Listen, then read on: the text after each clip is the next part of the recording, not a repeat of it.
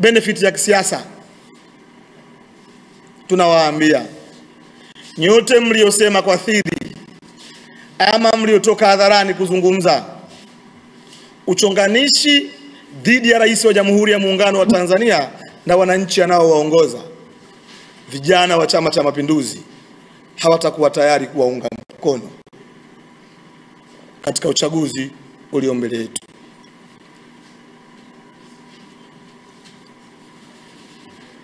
Hatujawahi kuwa tayari, hatutakuwa tayari na hatupo tayari kuunga mkono mtu ambaye atambui, athamini na wala haoni heshima na hadhi ya taasisi ya urais.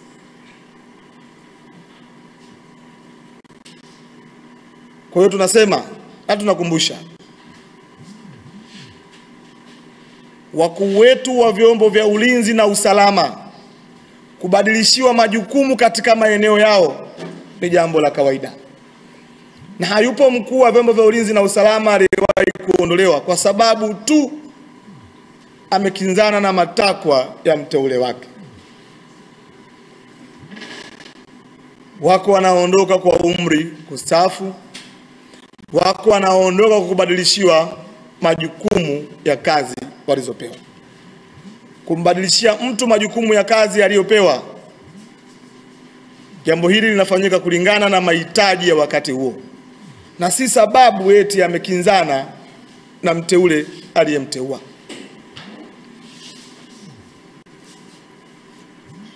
Wakuu wetu wa vyombo vya ulinzi na usalama pamoja na rais wetu, wabunge wetu na wengine wote wameapa kuilinda katiba ya Jamhuri ya Muungano wa Tanzania. Na ushahidi wa hilo litokea mara baada ya rais wa awamu ya 5 kufariki. Uthibitisho wa kwamba vyombo vya dola ndani ya taifa hili ni watu waadilifu ni pale tu mara baada ya rais wa awamu ya 4 kufariki waliilinda nchi yetu mpaka pale alipoapishwa rais wa awamu ya 6, na walikiri hadharani watamtii, watamlinda kwa kila namna ndani ya taifa letu. Alichokifanya mkuu wa majeshi wakati ule ni ishara tosha ya kwamba watu wetu wanaoongoza vyombo vyetu vya ulinzi na usalama wameapa kuilinda katiba ya nchi yetu na ni wazalendo wa taifa letu.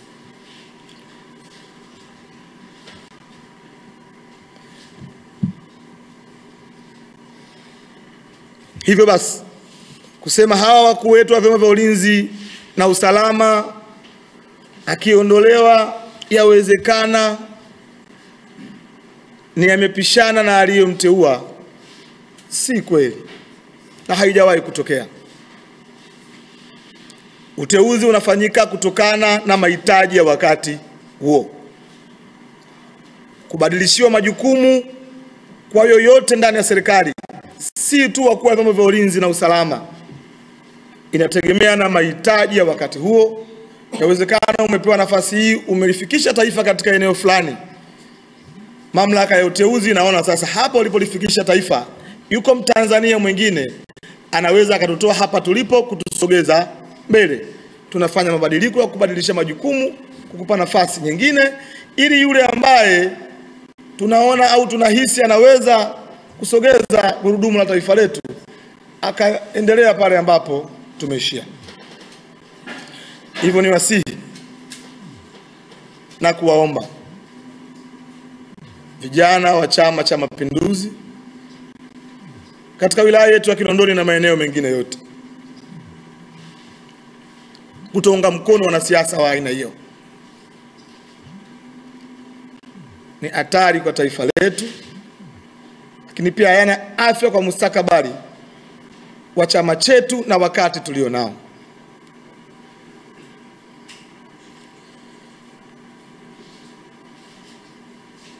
Hao wanaosema kwamba Tanzania hivi sasa amani inatoweka, Tanzania hivi sasa watu kutoka mataifa mbalimbali hawawezi kuja, ndugu zangu, ziko nchi duniani zinaongozwa kifalme. Akitoka kuongoza huyu, akifariki anakuja mwingine katika ukoo huo mmoja. Ziko nchi zinaongozwa kimalkia. Sisi kama Watanzania hatujawahi kuingilia uhuru wa taifa lolote, namna walivyojipangia kwa katiba zao na kwa sheria za nchi yao, namna gani waongozane.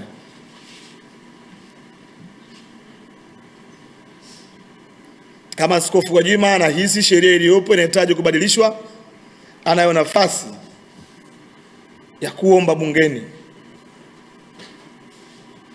kupitia kamati mbalimbali za bunge zilizoundwa, lakini kupitia bunge lenyewe na kupitia caucus ya wabunge wa CCM, na hatimaye ukapatikana mswada ambao yeye anaona ni bora, lakini apitie njia sahihi zinazohitajika. Narudia, tunakiomba Chama cha Mapinduzi kifanye maamuzi dhidi ya mneki huyu na mbunge huyu wa jimbo la Kawe. Kuendelea kuwa mbunge wa chama chetu huko amemtukanisha na kumfitinisha rais wetu na wananchi wake, kwetu si sawa sawa. Haturidhiki, hatufurahishwi kuendelea kumuona akiendelea kuwa mneki wa chama chetu. Hatufurahishwi kuendelea kumuona kuwa mbunge wa chama chetu, hasa akiwakilisha wilaya yetu. Chama chetu tunawaomba sana, chukueni hatua. Fanyeni maamuzi yatakayoleta heshima na hadhi ya rais wetu. Na tunawaomba tena, kwenye mchakato huu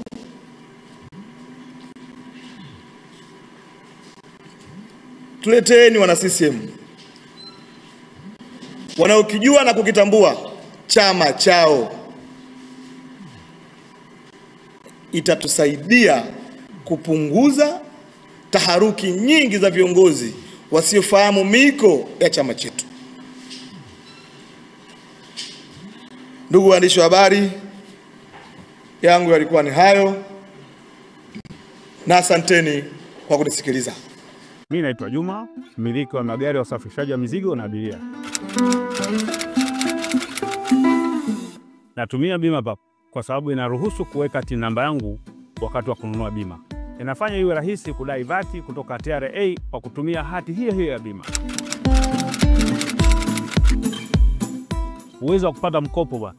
Hii inasaidia sana kugharimia mambo mengine ya uendeshaji hata kama bajeti inabana. Tumia Bima Pap kwa kupiga *150*51 alama ya reli, au kwa WhatsApp tuma neno Bima Pap kwenda namba 0764166066 ujipatie bima. Bima Pap, urahisi wa maisha.